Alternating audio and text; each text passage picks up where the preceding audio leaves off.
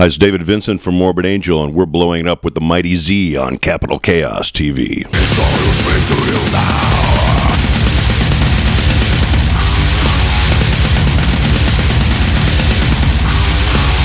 Hey everybody, this is the Mighty Z of Capital Chaos TV, and we're hanging out with Rob the Witch of Necronomicon. How's it going, buddy? Really well, really well. San Francisco, the real shit. Is this your first time here in the Bay? No, it's not the first time. Actually, I think it's our second time, maybe third. No, second time. Last time was with Campfire, you know, Norwegian black metal. Sure, absolutely. It was in a small place called Parkside. Oh yeah, a very small place. And the show had been transferred for some reason, I don't remember. But yeah, it was really cool back then, but tonight is the real stuff. Tonight with Deicide and Broken Hope and... Broken Hope, Disgorge. Oh wow, those guys are very powerful. These guys are the real, you know, that brutal, you can beat them, and these guys fucking kick ass. Yeah, they were amazing tonight. Yeah. I mean, it's like I was telling some people, like San Francisco is like a bubble. It's like totally different from the rest of like US. And I don't know, man. If ever I had to move in US, I think it would be here, actually. Seriously. Yeah, if you could afford it. It's super expensive here now. Oh, okay, I didn't know that. So. Now that Facebook and Twitter are here, they're pretty much taken over, and you can get a 750 square foot unit here in town for about $3,500 a month. Holy shit. Okay, that's serious. But okay. Well. But if you get a job at Twitter or Facebook, you probably start out at 150,000. So probably a drop in the bucket, right? Well, if you see it, brother. Now, Necronomicon. That's you were a Lovecraft fan, or did you get the name from somewhere else? Actually, well, of course, I started with that stuff, you know. Right. It was based to Lovecraft, you know. I like Lovecraft stuff when I was a teenager, and I always thought that the name was really powerful, really dark. And when we started the band, we had another band name before, but I mean, 2 weeks. So okay. It's not really a band name, I mean, right. And I was like, yeah, it's okay, like, but I need dark shit, you know, really dark stuff. So Dark Shit was the name of the band? No. Oh. I can't say it. I promised like another band that, it was Cataclysm.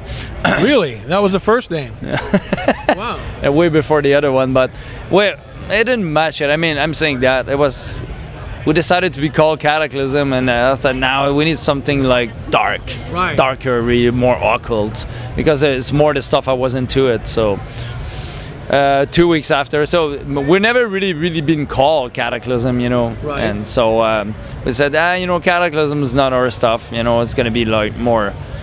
And I came out of, I don't know, Necronomicon, and it became like that, and it stays since then. I mean, have you guys always worn corpse paint? We had at the beginning. We took off the corpse paint like in the middle of the 90s, when the big death metal trend, if I can say, came, because people were said that we're outdated. Oh right, sure. Because our influence was Celtic Frost, so you know it was not like as corpse paint as much as now. It was more soft, with like just a little bit of pale and just a little highlights. Shade, yeah. No, more shade, like a little bit like that, you know. And my bass player at the time had vampiric like clothes, like, and it was I had like, you know, like all the nails and all that stuff. Yeah, that was already there, all that stuff, like. And when the big like death metal, you know, like when Suffocation and all that stuff started to rise, and everyone was like, it was impossible for us to get into the, you know, the scene, if I can say so. And we started to, some band members started to complain, what the fuck, we're doing that, no one's doing that anymore, blah blah blah. And you know, at that time, everyone had this word on the band, so we took off like slowly the gear, the makeup, and it was kind of awkward because we were doing it at first, and you know, for some years we didn't do that, and at one point I said, you know what, I don't feel comfortable, so we came back with it. Yeah, but I'm glad you brought it back. Yeah, well, I feel more comfortable. Honestly, I never felt that much comfortable on stage with my my makeup and all my outfit. I mean, it feel like the real stuff, you know.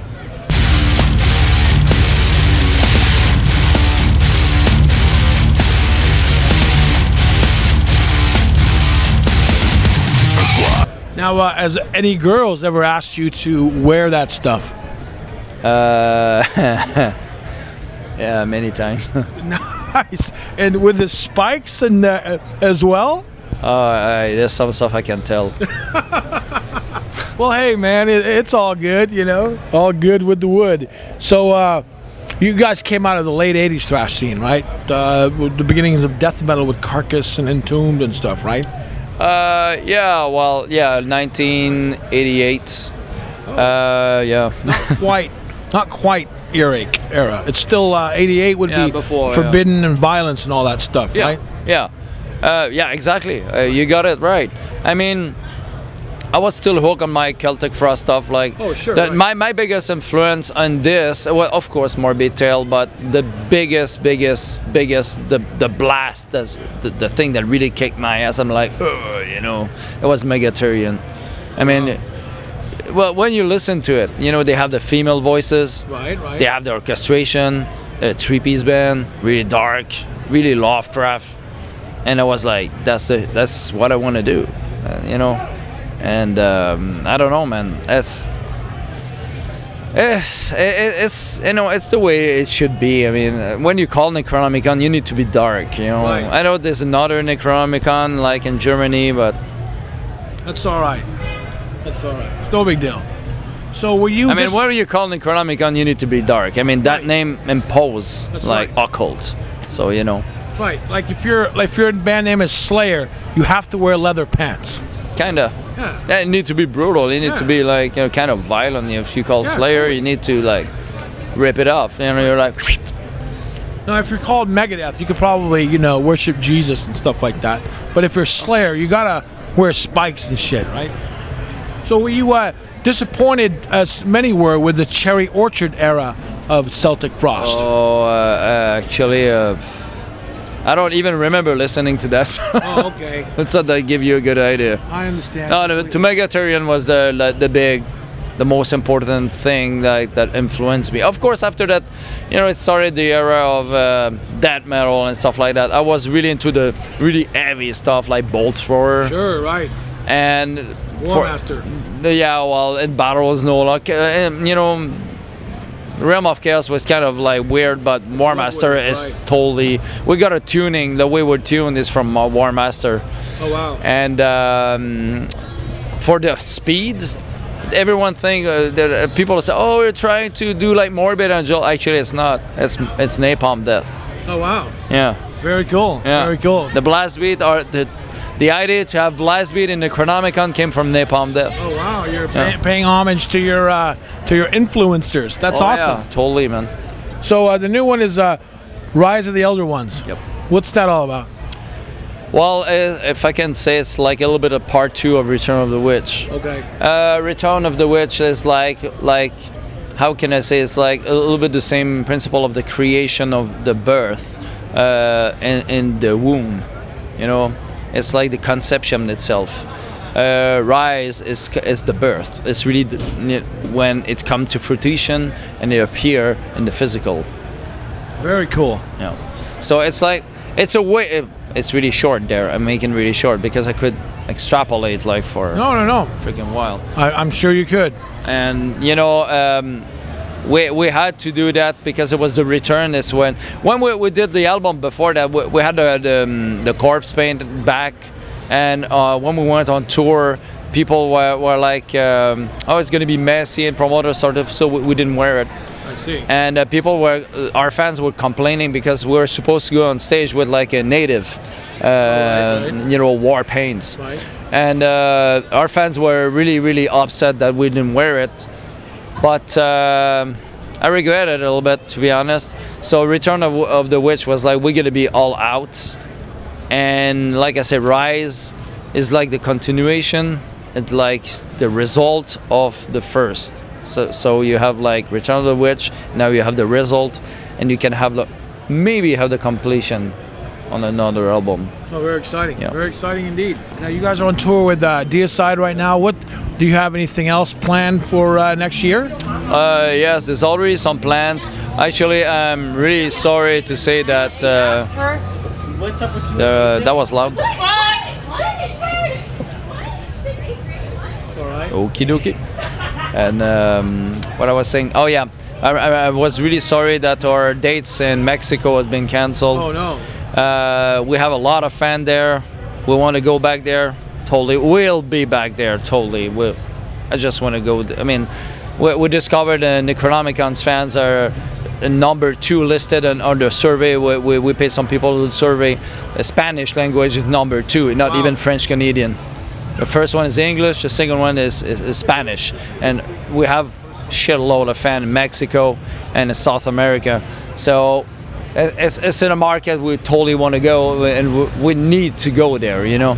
So we have plans for, you know, I can't say now because it's not confirmed. Finalized, right? Yeah, but we'll probably going to be back in US really soon, actually. Nice. We look forward to it. And finally, well, just a couple more questions. Yeah, no problem. What kind of gear are you? What kind of gear are you using? What is your main? What are you using gear-wise? You mean guitar and stuff like that? Absolutely. Well, right now I'm using Dean guitar Razorback equipped, modified with AMG pickups, AMG 81. I'm not bringing. I don't have my amp on this tour. I'm using only a pod. Okay. So every day I'm getting my monitoring, getting my guitar. Right. I'm using a V-amp Behringer pod. Wow. And that freaks a lot of people, but I can tell you that shit sounds like a ton of brick. Yeah, there's a lot of people doing that kind of thing now. I think Winter Sun. Right? We need to be fast for the changeover and everything, Right. and we're just a 3-piece band, so we don't have time to fuck around and just bring all the gear and all the cables and shit. So we said, you know what, we're gonna use that. Bass player using a Sans amp, Okay. using a Black Spire Dean guitar. Drummers endorse, have a full endorsement with Pearl's drums. Get a special edition, Skull edition, only for Necronomicon. It's really fucking badass, all birch shell, and extremely important, Sennheiser microphone. Sennheiser microphone, yes. extremely important. The best freaking microphone in the world. I agree. And no matter where I go, anywhere we go in the world, we always have our microphones with us, because these guys, I mean, they're the first that endorsed us, and already for me, I was seeing these microphones like up there. So Sennheiser, dude, all the way. Those are great. My Capital Chaos also uses those microphones as well. Finally, do you have anything that you'd like to say to anybody that might be watching this? Well, first, thanks to all the supporters. We've been around for a long time. I know a lot of people coming just tonight. They all talk about Pharaoh of Gods, and we opened the show with Pharaoh of Gods, and we always open the show with Pharaoh of Gods because it's Pharaoh of Gods. This album has been selling the most. Back in the days, we're still selling CDs, but people were still buying CDs, you know, more than. And I mean, it's funny because we're coming here, and I'm so grateful, and that people still support us, and it's going bigger. Every time we're coming back, it's always bigger, and like I said, we still do decent money, and I'm really surprised, because a lot of people, I can say that for everyone, Right. and we're still doing good money, and I'm really surprised, and I'm really grateful to our fan, and a blessing from all the gods and the dark force, totally.